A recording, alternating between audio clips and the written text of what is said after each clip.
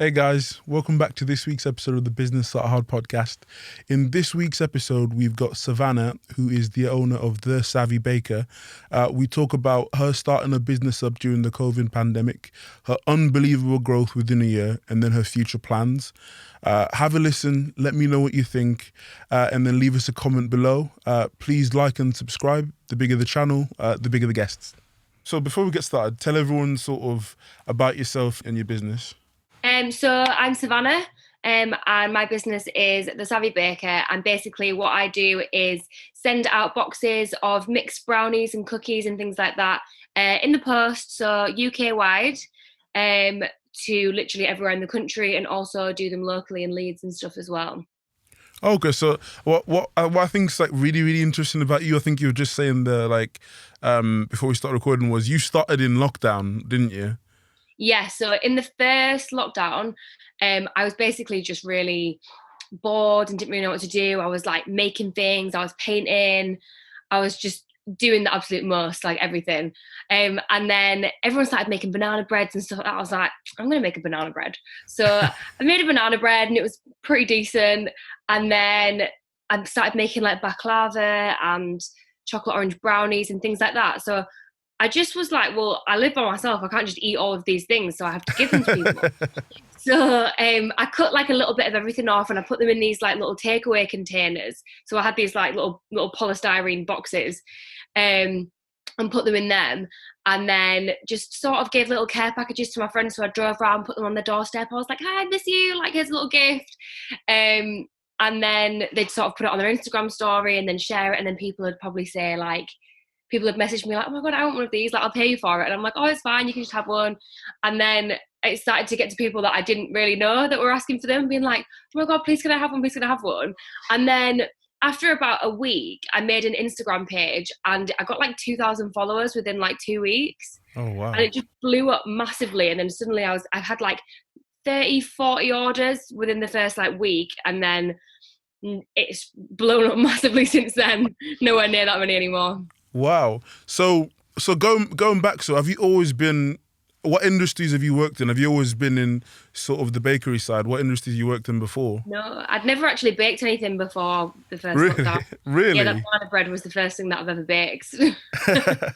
So before that, I was a makeup artist Okay. and also a nanny as well. So I'm still a nanny now. So I still do that because I love the kids so much. So it's just like, it's not really like work to me. But yeah, before that, I was a makeup artist for 5 years. Okay. So did you not think to start that as a business then? Yeah. So sort of at the beginning of last year, I was sat thinking, I was writing down all my goals for the year. And one of my goals was to start a business this year. And I'd put, I don't know, maybe a clothing brand, makeup line, loads of stuff I'd written down, but I didn't really know what I wanted to do. And then we went into lockdown. Obviously, makeup artists, you can't do makeup. Like, there's no one to do makeup on. There's no events happening. You know, I was doing it for TV adverts and things like that, and none of that was going ahead. So I just sort of didn't really have that anymore, and I was sort of losing my passion for it anyway. So it was just a massive convenience that this just came along and happened like that, really. Okay. So when you say like it blew up and it was like this unexpected thing that's blown up, what was your Mhm. next step then? Did you when did you start to think, oh, I could make this a business, I could make it further? Within the second week, it was like that, to be fair. Like it was like as soon as people started buying them, I was just like, okay, well, how many more can I make? How many more can I make? And then sort of I started making a profit after a couple of weeks. Like it was just so, because the demand was there, it was just like it just grew so quickly from that. And then I just kept going. I never really stopped and said, okay, this is a business. It just sort of grew as a business. And then, I was like, right, okay, well, now I need to register as a business. And then I just did that. And then when I registered a business, I was like, whoa, okay, well, now I'm a company. and then that was it. And it's just grown and grown. And I've moved kitchens. I've outgrown like 4 kitchens. I'm meant to be moving to a new one in the next couple of months. Um, Okay. So start through the process. So the first couple of weeks, it's like ridiculous. There's demand there. So what did you get done first? Did you think did you have to get a location sorted or anything like that? How did that start? it, for me, I didn't. I didn't plan anything, so nothing. I didn't think about things like that, and it was more of a case of I just need to make as much as I can in as little time as possible.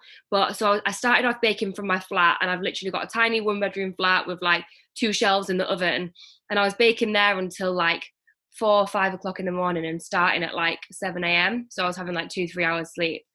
Then I moved. I started baking at my dad's house. So my dad had 4 shelves in his oven. So then I was going there at like 9 a.m.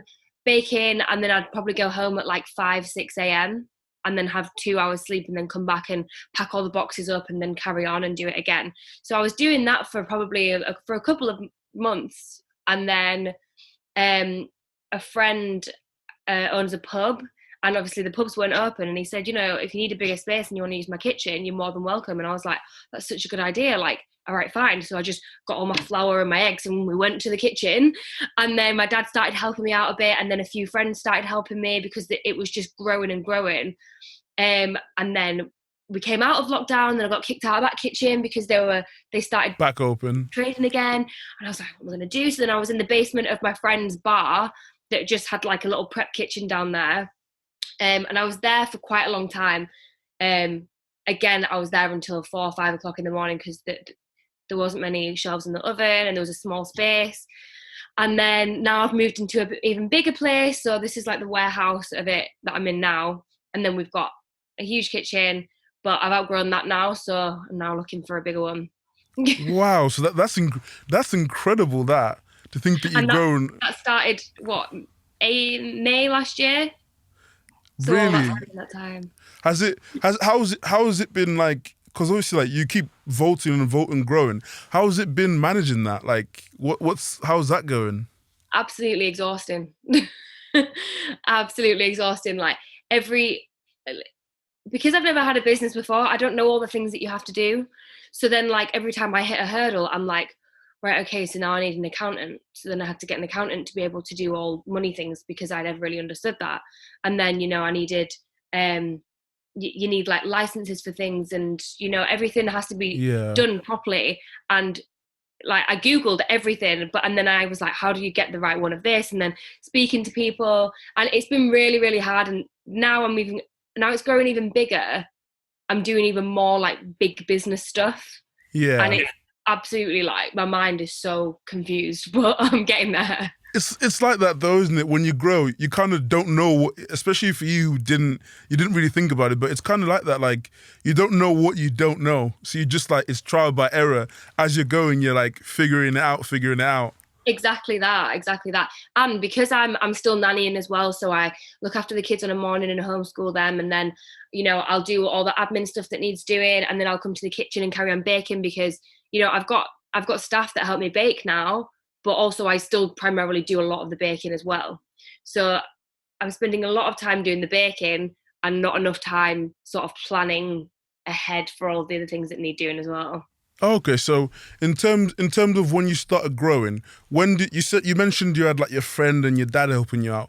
When did you start look to think, okay, I need to hire some staff now to help me out because demand's getting crazy? Again, that just happened. It just happened along the way as well. So I ended up employing one of my friends that was helping out, and then someone else messaged me saying, hey, my friend's out of work, like, can you come and help you out for a few shifts? And I was like, yeah, that's fine. Started helping out. It was absolutely amazing. I was like, do you want to do this all the time? And it's just happened like that. And then I'm like, okay, I need people to pack the boxes. So then I've started to get like freelancers in to come and pack the boxes. Just every time I've realized a new job needs doing, I've just sort of asked people if they know anyone, and that's kind of how it's done. I never really advertised the jobs. I just kind of felt like I need this. Can anyone help? And then it's just happened like that. But I'm definitely going to have to start advertising soon because it's getting a bit too much. Oh, really? Oh, I suppose that's never a bad thing, is it? No, not at all. It's a great problem to have. Oh, Christ. When you look back at when you started, like the first couple months to now, what are the big differences you're noticing? Obviously how busy it is, but I almost feel like I'm equally as busy, but I'm doing more, but at that time, because I was doing everything just on my own, I was also doing probably the same amount. But I also feel like my personality's changed a lot within the past like sort of 8 months, just I've grown so much as a person, and it's crazy to think that's happened as So well. what do you mean by that then? Um, I was talking about it the other day actually, and I think that before I was very much like a yes person. Like I'd always say yes to everything all the time. Like, even if it wasn't in my best interest or it wasn't going to benefit me much or anything like that, I'd always say yes to everything. Whereas now, if it doesn't work well with my business and work with what I'm sort of doing, then I don't always say yes, and I sort of now know how to say no in the most polite way. Does that make sense? Yeah, no, actually, we had I think Poppy and Jess who were on our saying it. They said the same thing. They said when they started out, because they'd always dreamt of like starting in fashion, they were really like really nervous and polite when problems came up. They kind of Yeah. didn't know how to deal with that. And then they said like, now we've lost that. Like now, if Oh, 100%, it's gone. yeah, no, because they were saying now it's like, okay, now that I've been doing this for, I know what needs to be done, so I can say stuff with confidence. And they said we've lost the shyness, and I kind of feel like that's the thing, isn't it? When you go into an industry that you never, or just when you're starting out, you're kind of shy when dealing with people. Then when you gain your confidence, you're kind of like, okay, no, I need this done, this has to be done that way. Yeah, exactly that. 100%. And I think that before, because it was a small business, I was sort of like, oh, like, yeah, like you are shy about things, you don't really know what you want about, you need advice from everyone. Now I don't know anything about half the stuff, but I'm at a level now where I can say it with confidence, and I know that my business is a great business now, and people want to sort of work with me in that way, so I have a bit more power, if you like, than I kind of did before. Yeah. Okay. So you'd mentioned at the start of the year that you'd wanted to start some business, and we're just talking about your personality then. So how had you always known you wanted to do something on your own? Yeah. Yeah, so my sister has a beauty subscription box. So she's got her own business. It's really successful. And I just sort of watched her, and I was just thinking like, yeah, I want to have a business like that. When I was growing up, my mum had a clothes shop. My dad had a few restaurants. So we've always been a family that have had businesses, and then sort of both my parents ended up not having businesses anymore after that. And then, they started working for other people and working in cafes and stuff. And I just sort of, I almost noticed a lifestyle change from when they had their own businesses compared to when they worked for someone else. And I liked the lifestyle that we had when they had them businesses. Yeah. And I think that that's sort of always in the back of my head, why I always thought, well, if I want to live that lifestyle again, how I had when I was like young, and not when I was like a teenager, then I need to sort of have my own business and do that. Okay, so you'd been like aware of that. Okay, from a young age. Okay, I will eventually want to do my own thing. You just didn't know like specifically what industry, and Exactly that, yeah. you happened to fall. Okay, that's really good then. So in terms of like upscaling, like because obviously your business is something like, because I kept track with it like a little bit over. It's something that grows really, really, really, really quickly. What are like the plans in terms of upscaling? You mentioned you're moving into like a new location, and you said you might start adding some staff in as well. Yeah, definitely. I mean, the demand at the minute is crazy. Like, I'll restock the website on a Saturday, and it sells out in like 4 or 5 minutes, and then that's it. It doesn't get restocked again until the next Saturday. So when I put as much as I physically can make in this kitchen on that website, I cannot physically make any more than that. So if I was to have a bigger unit with more staff, that like I can produce 10 times the amount, therefore I can sell 10 times So the more. amount, because the demand is there. So it's just about upscaling in that sort of way, making sure that I can sort of meet the demand. Okay, so how do you manage your staff then? Is it because obviously like you said before you had some people who were kind of helping out part time, then you brought them on. How do you decide when I need someone for this position? I'm not sure. It's just sort of on the way. When I realise that a job needs doing, I just find someone to do it, and then that becomes their job. Yeah, because it's, I suppose when you're a startup, it's kind of hard to figure out what's a full time, because you were saying like at the start you did everything else. It's kind of hard to figure out when one part of the business becomes something you need to have someone as a full time job for, isn't it?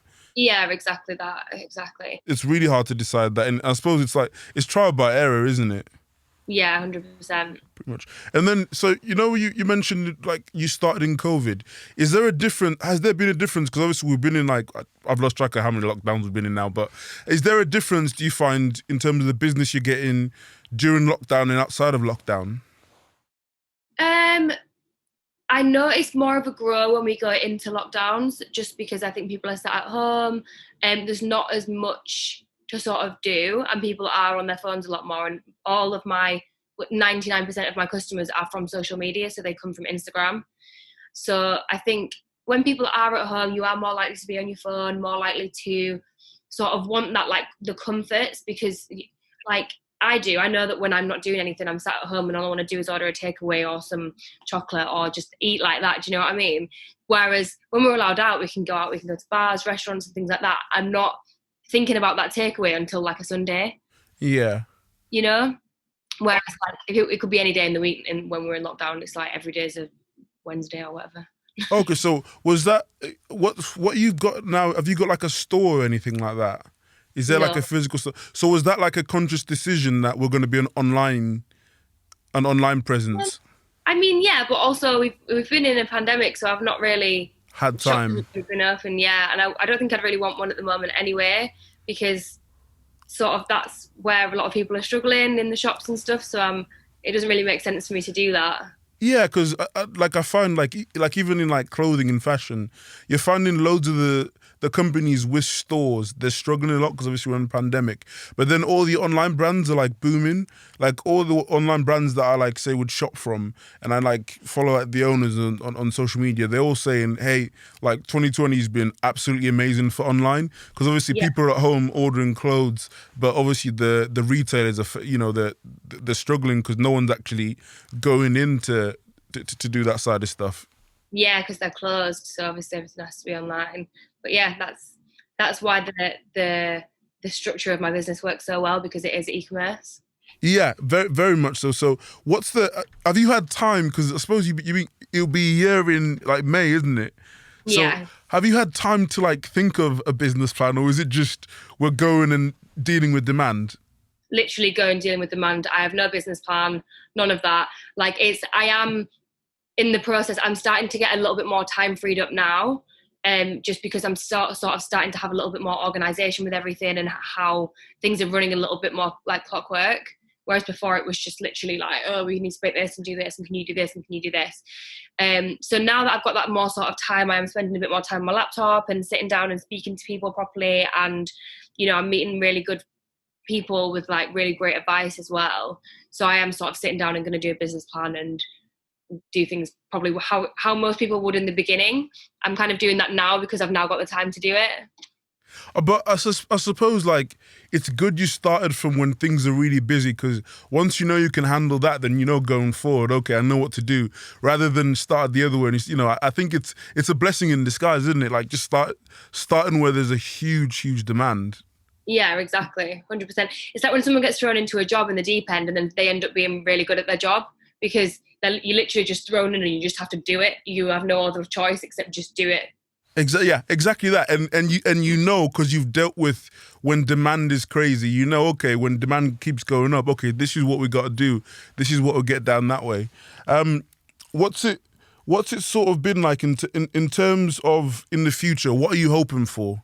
In terms of like, have you thought like a year ahead what you want the business to look like? I suppose it's hard to gauge, isn't it? It is hard to gauge, but I mean, because of how quickly it's grown already, I think that it can only continue growing at that pace, and that's how I want it to grow. So, yeah, like I'd quite like to be a global brand by next year and sort of Okay. expand and just really like, yeah, just really grow and expand throughout like the whole world. Okay, so now you're delivering to pretty much across the whole of England, aren't you? Yeah, the whole of the UK. So Wales, Scotland, and everywhere as well. Oh wow. So do you find it's easier in terms of well with marketing? Is it easier in because you're based in Leeds, aren't you? Is it easier in Leeds? Are you getting more of the orders around where you are with your network, or is it sort of dispersed, like you're getting it Um, all over? well, obviously the brand started off in Leeds, so it was just locally. I didn't start off sending it throughout the whole country. It did start off primarily in Leeds. And then after about 4 months, that's when I started doing it like UK wide. But it used to be like 80% of my customers were based in Leeds, and now it's 30%. So it's sort of everywhere, and it's not even to do with like the marketing side of things, because social media it's global. So there is still, I have audience literally everywhere. And if I look at the stats and things like that, it is still like sort of mainly Leeds, but that is just because I've come from Leeds. Based, and, you know, you're based there, yeah.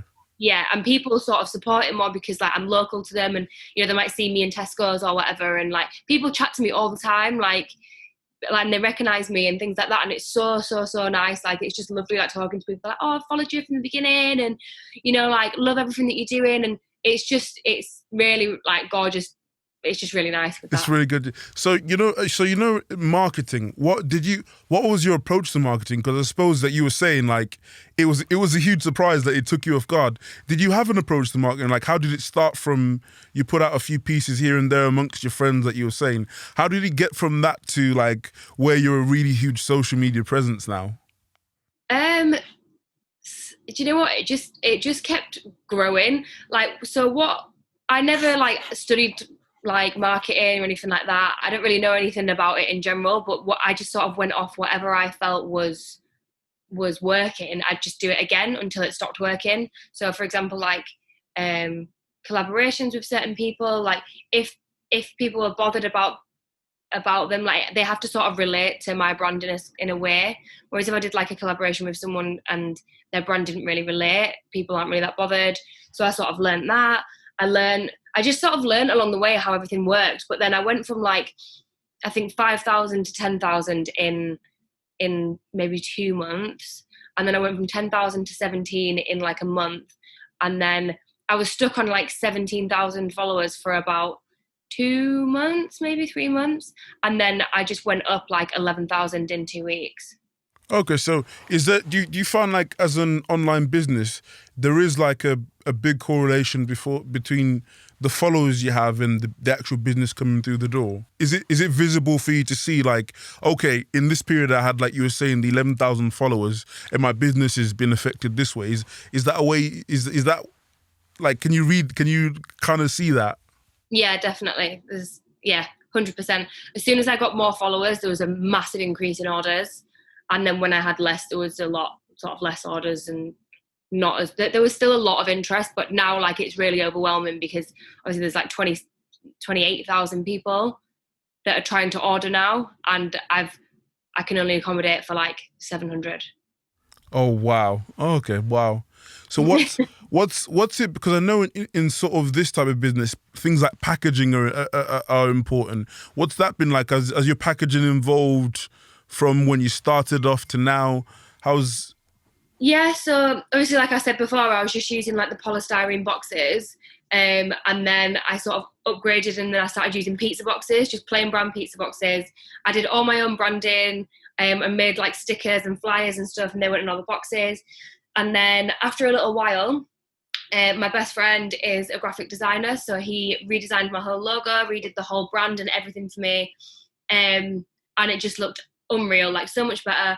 Got all of the cards and stuff that go in all of them, and new stickers, and they went on them. And yeah, then it just sort of stayed the same. And now I'm pretty happy with how they are at the minute. But probably in the future, I'll get sort of full branded boxes as well. Okay, I suppose that's part of growth, isn't it? So I remember you were saying, I think earlier on you said that you were seeing a profit sooner than you thought you would.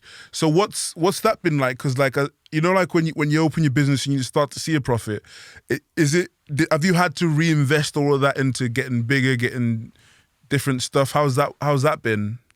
I mean, I've still not paid myself a single penny from the business yet. So everything that has been earned through the business just stays in the business, because like how you said, that's what's going to happen, and I'm going to use that money then to invest in myself and get a bigger unit and sort of grow in that way, rather than sort of getting investors or getting loans or grants or anything for them really big projects. I would rather do it all myself. So I've literally just kept all the money there so I can just do everything alone. Okay, so where does that come from then? Because how old are you? 24. 24. Because most people in your age, as soon as they start to see a profit, there'd be that wouldn't kind of be the case. Where does that come from? Where did you get that from? Where, okay, I'm gonna save it, I'm gonna do that, because I guarantee you most 24-year-olds wouldn't be thinking that way. Do you know what? I actually have no idea, because it's not like I really had money before either. Like the beginning of last year, when I was thinking of all these business ideas and stuff, I was skint, like literally so skint. I had no money, and then so you kind of would think that I'd literally just be like, oh my god, I'm just going to get all this money and start buying like drippy clothes and everything or whatever. But it just wasn't like that. I don't know. I think that I just liked seeing the money in a bank account and just knowing it was there and being able to just like, and just knowing that that's going into like my future plans to build more. I don't know. It was just sort of sat there, and I don't know. I guess I was just scared to take it. Like it wasn't mine. No, it is. I was gonna Weird. say, because like I said to you, I know a lot of people who started businesses young, and that's not always the case. As soon as they start to see some money going, you get a few fancy cars and all that lot. So very much fair play. What in terms of how like when you started, when you okay, this is going to be the business. How did you pick up and decide your price points for stuff? Did you look at other companies, or how did you come up with price points for the products that you're selling? I guess do you know what? To be fair, in the beginning, I was just guessing it. And then after a while, I did tweak the prices a little bit. And then I just sort of thought, what would I pay for it? And then just stuck with that. So like the small boxes are like a £10. So that works out £2.50 a brownie. Is that right? Good maths? Yeah, £2.50 a brownie. And I feel like when you're sort of getting it as a pack like that, like £2.50 for a brownie is not actually very much. Yeah. To say that like Starbucks, I'm pretty sure, sell a small brownie that is not even nice at all and really dry for like £3.25. So I feel like I just wanted to keep it at an all right price, but because you are buying it as a big bundle, like you also feel like £10 to spend on brownies is also kind of a lot, but when you break it down, it's not. Does that make sense? Yeah. So is there like, is there anything that happens like, okay, for this product, I'm getting loads of demand and loads of orders, so I might look at maybe increasing. Is that happened at any time? Not really, because so I only technically do three products that you can buy. So you can buy a small box, a medium box, or a large box, and they're all mixed boxes. So you don't pick what's inside them. It's literally just like a surprise box. So it's literally a case of whichever size box people want, really, and none of them are really more popular than the others. They just all sell equally as well.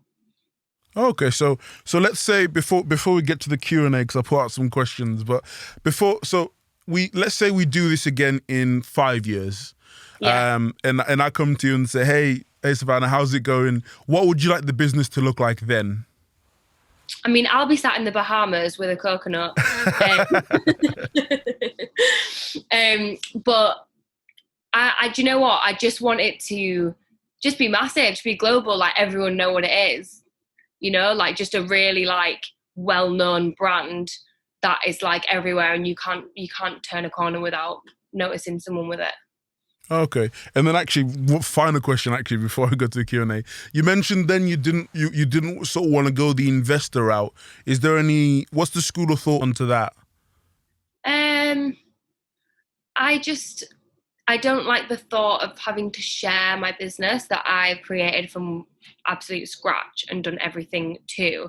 I think if there was ever a point where I needed a lot to make a lot, then I would consider it if they added like a huge value to my business, like as a person. But at the minute, not even at the minute, I can't really see me needing anyone else. I'm also a very independent person. I feel like I just like to just do it, and I'd rather be the sole.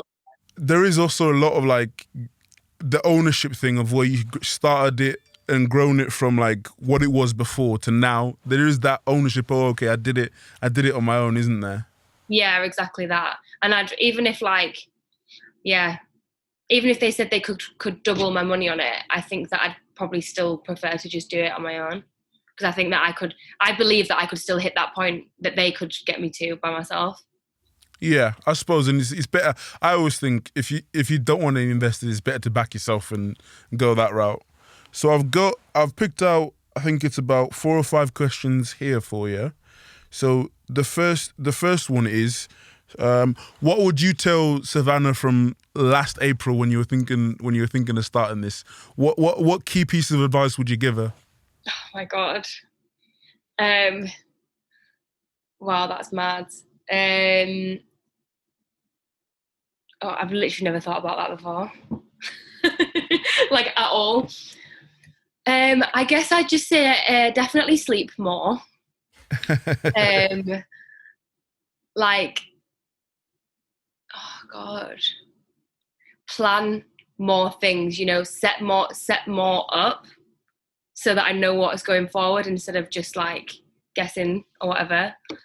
And then just like, I just want to sort of tell myself like, this is going to be huge. So like, keep doing what you're doing because it's doing it, like you're doing it. But honestly, like, I don't have any regrets of how anything panned out. So I wouldn't want to change anything that happened, You'd tell yourself those late nights are worth it. Keep going, Yeah, wouldn't you? exactly that.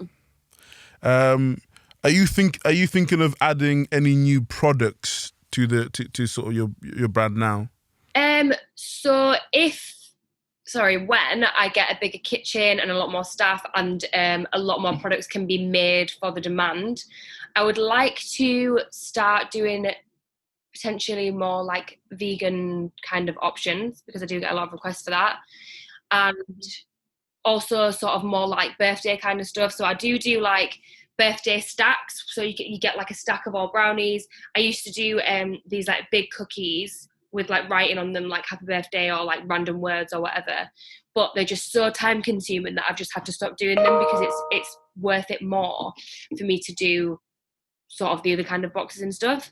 So when I've got more staff and things like that, I'd like to do a few more things, but it wouldn't be a case of doing all random stuff, I don't know, donuts and all other things. It will stay the same sort of thing, just like for a while. Yeah. Okay. So next one is, would you go into any other industries? I've been asked that before, maybe like I'd probably make like the Savvy Baker like almost like a whole umbrella of like a brand. So currently I don't really have any plans for that, or I'm thinking about it, but I could definitely see that happening just because of how big I want it to be and how much I want it to grow. I could see that definitely happening. Okay. And then, what would you say is the most important thing for a person who's starting a new business to know? Don't worry about physically planning everything from start to finish, because you'll hit hurdles where it doesn't go to plan. And just stay positive and manifest everything and just sort of think exactly what you want the outcome to be, and it will just fall into place how you want it to, as long as you work as hard as you possibly can. Yeah, I think hard work gives you a bit of luck as well. I think covering your bases, and I think no one can you can't really plan for everything, like you're saying. I think loads of stuff I found out actually doing it, rather than thinking, oh God, I'm going to do it this way. Yeah, exactly.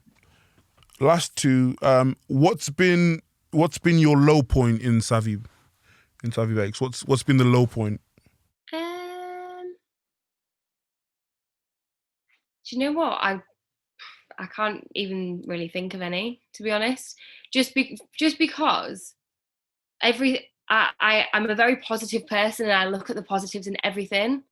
So like I would never dwell on something if it went wrong or anything like that. And I always look at the positives and I think, okay, well, what have I learned from that?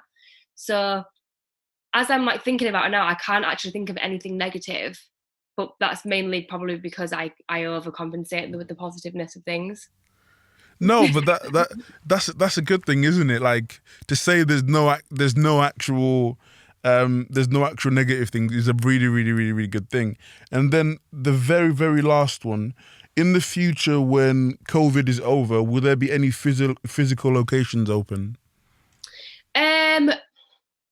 not permanent ones. I'm thinking probably pop-ups. So I've got like a big gazebo type thing that I like to just.